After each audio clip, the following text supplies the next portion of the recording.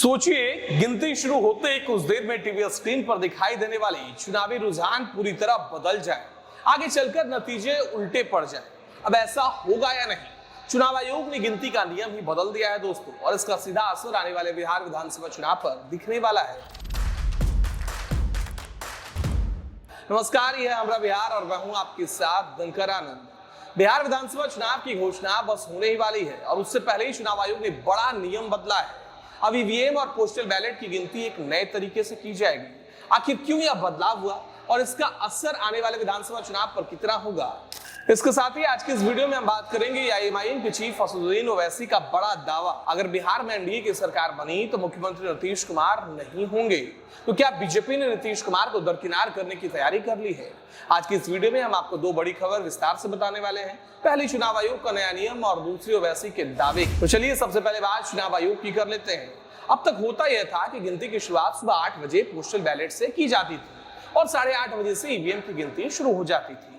कई बार EVM counting बहुत तेजी से पूरी हो जाती थी और आखिरी में जब पोस्टल बैलेट जोड़े जाते थे तो नतीजे पलट जाते थे।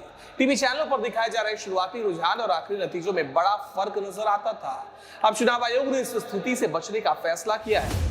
नया नियम यह कहता है कि ईवीएम या वीवीपैट की गिनती के आखिरी राउंड या उससे पहले वाले राउंड से ठीक पहले पोस्टल बैलेट की पूरी गिनती हो जाएगी। यानी अब ईवीएम के अंतिम राउंड की गिनती से पहले पोस्टल बैलेट का हिसाब किताब साफ कर दिया जाएगा। यह एक तरीके से पारदर्शिता और निष्पक्ष परिणाम सुनिश्चित करने की कोशिश है। लेकिन सवाल यह है कि क्या आयोग को इस नियम की जरूरत पड़ी क्यों? दरअसल पिछले कुछ सालों से पोस्टल बैलेट की संख्या तेजी से बढ़ रही है। 85 साल से ऊपर के मतदाता और दिव्यांग मतदाताओं को घर से मतदान की सुविधा मिली हुई है। साथ ही सुरक्षा बलों और सरकारी कर्मचारियों को भी पोस्टल बैलेट का विकल्प मिलता है। नतीजा यह है कि पोस्टल बैलेट की संख्या अब हजारों और लाखों तक पहुंचने लगी है। आयोग ने साफ कहा है कि जिन जगहों पर पोस्टल बैलेट की संख्या ज्यादा है वहां गिनती के लिए पर्याप्त टेबल लगाई जाए। यानी इस बार के बिहार विधानसभा चुनाव में मतगणना का तरीका पहले से अलग होने वाला है। विधानसभा का कार्यकाल 22 नवंबर तक खत्म हो रहा है। संभावना यही है कि अक्टूबर के पहले हफ्ते में चुनाव और तारीखों का ऐलान होगा और नवंबर के पहले हफ्ते में छठ पूजा खत्म होने के बाद वोटिंग कराई जाएगी। इस बार मुकाबला बेहद दिलचस्प है। एक तरफ सत्ताधारी एनडीए तो दूसरी तरफ विपक्षी महागठबंधन है। महागठबंधन में आरजेडी, कांग्रेस और वाम दल शामिल है। वही जनसुराज पार्टी और एआईएमआईएम भी इस बार कई सीटों पर मुकाबले को बहुकोणीय बना सकते हैं। अब आते हैं राजनीति की सबसे गर्म खबर पर। एआईएमआईएम के प्रमुख असदुद्दीन ओवैसी ने सीमांचल में अपनी रैली करके इस बार चुनावी बिगुल बजा दिया है। उन्होंने दावा किया है कि अगर इस बार बिहार में एनडीए की सरकार बनी तो नीतीश कुमार मुख्यमंत्री नहीं बनेंगे। ओवैसी का कहना है कि बीजेपी अपना ही नेता मुख्यमंत्री बनाएगी। यह बयान ऐसे समय में आया है जब नीतीश कुमार एनडीए के चेहरे माने जाते हैं, लेकिन विपक्ष लगातार यह आरोप लगाता रहा कि बीजेपी धीरे धीरे उन्हें किनारे कर रही है। जब उनसे पूछा गया कि उन पर बीजेपी की बी टीम होने का आरोप लगता है तो ओवैसी ने पलटवार किया। उन्होंने कहा यह केवल आरोप है, सच्चाई नहीं।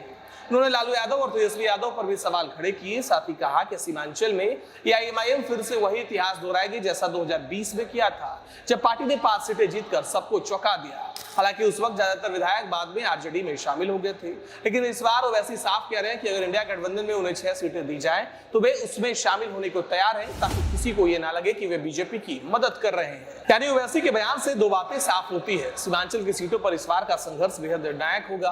विपक्षी गठबंधन पर सीट शेयरिंग का दबाव और भी बढ़ गया है। तो दोस्तों, बिहार चुनाव से पहले दो बड़ी बातें साफ हो गई है। पहली, अब चुनाव आयोग की नई व्यवस्था से गिनती और नतीजे ज्यादा पारदर्शी और स्पष्ट दिख सकते हैं। शुरुआती रुझानों और अंतिम नतीजों में उतना फर्क शायद न हो जितना पहले होता था। और दूसरी, ओवैसी के बयान से तय है कि इस बार सीमांचल की सीटों पर मुकाबला और भी रोमांचक होने वाला है। बिहार की सियासत में हलचल तेज है। हर दिन नए नए दावे और आरोप सामने आ रहे हैं। आप देखते रहिए हमारा बिहार, क्योंकि हम आपको देंगे हर चुनावी हलचल की सबसे भरोसेमंद और निष्पक्ष जानकारी। धन्यवाद।